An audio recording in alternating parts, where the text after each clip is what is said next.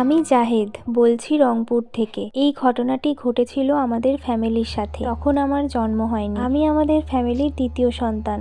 আমার বড় বোন ঈশিতা। আমার জন্মের 4 বছর আগে ঘটেছিল ঘটনা। তখন আমার মায়ের পেটে সন্তান ছিল। আমি এবং ঈশিতার মাঝে আমাদের আরো একজন ভাই ছিল, যে কিনা তার কি হয়েছিল সম্পূর্ণ ঘটনাটি শুনলে আপনারা বুঝতে পারবেন। সম্পূর্ণ ঘটনাটি আমার বোন আমাকে বলেছিল। তখন ওর বয়স 13 বছর। সময়টা 1995। আমার বোনের 13 বছর বয়স যাওয়ার ভেতরে আমার মা বাবা আরো একটা সন্তান নিতে চেয়েছিল, কিন্তু শত চেষ্টা করেও তাদের কোনো সন্তান হচ্ছিল না। তারা অনেক জায়গায় ডাক্তার দেখিয়েছে, কিন্তু কোনো ফল পায়নি। দ্বিতীয় কোনো সন্তান না হওয়ায় এক পর্যায়ে আমার মা বাবার ভেতরে সর্বদা দ্বন্দ্ব কলহ লেগেই থাকতো। একজন আরেকজনকে সহ্য করতে পারতো না। ঝগড়া গ্যাঞ্জামের মাঝে বাবা কখনো কখনো মায়ের গায়ে হাতও তুলতো। বাবার উপর রাগ করে নানুদের বাড়িতে চলে গিয়েছিল। অনেকদিন আম্মু নানুদের বাড়িতে থাকে, কিন্তু বাবা আম্মুকে আনতে যায় না। সমস্ত ঘটনা নানু ভালো করে জানতো। একদিন নানুদের বাড়িতে একজন ভিক্ষুক আসে। ভিক্ষুক এসে সাধারণ ভিক্ষুকের মতন ভিক্ষা চায় না, বরং সে নানুকে বলে,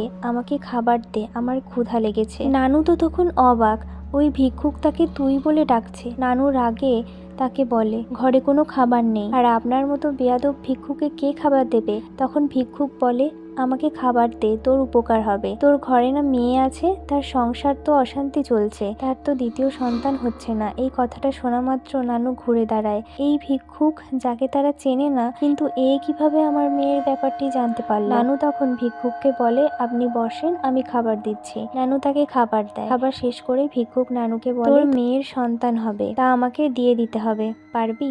তখন নানু দিয়ে দেওয়ার ব্যাপারটা একদমই চিন্তা করে না। সে তার মেয়ের সংসার নিয়ে চিন্তা করে। কেন বলো, কিভাবে সন্তান হবে? ভিক্ষুক তার পোটলা থেকে একটি লেবু বার করে নানুর হাতে দেয় এবং বলে, এই লেবুটি কেটে তার মেয়েকে শরবত বানিয়ে খাইয়ে দিতে। তার সন্তান বড় হলে সময় মতন সে এসে নিয়ে যাবে। তারপর ভিক্ষুক চলে যায়। নানু মনে করে এ কোনো পাগল টাগল হবে। তারপর যদি আমার মেয়ের সন্তান হয় তাহলে ওর সংসারটা বাঁচবে। এই ভক্তিতে নানু লেবুটি কেটে আম্মুকে খাইয়ে দেয়। এর কিছুদিন পর আব্বু নানু বাড়িতে গিয়ে আম্মুকে নিয়ে আসে। আর কিছুদিন পরেই আমার সেই ভাইটি আম্মুর পেটে আসার সংবাদ পায় সকলে। আমার ভাই যখন মায়ের পেটে ছিল তখন আম্মু প্রায়ই স্বপ্নে দেখতো একজন লোক, তার মাথায় জট, বড় বড় দাড়ি। সে আম্মুকে বলছে, সাবধানের সাথে চলাফেরা কর, আমার সন্তানের ক্ষতি হবে। আম্মু কখনো কখনো এই স্বপ্ন দেখে চিৎকার করে ঘুম থেকে জেগে যেত।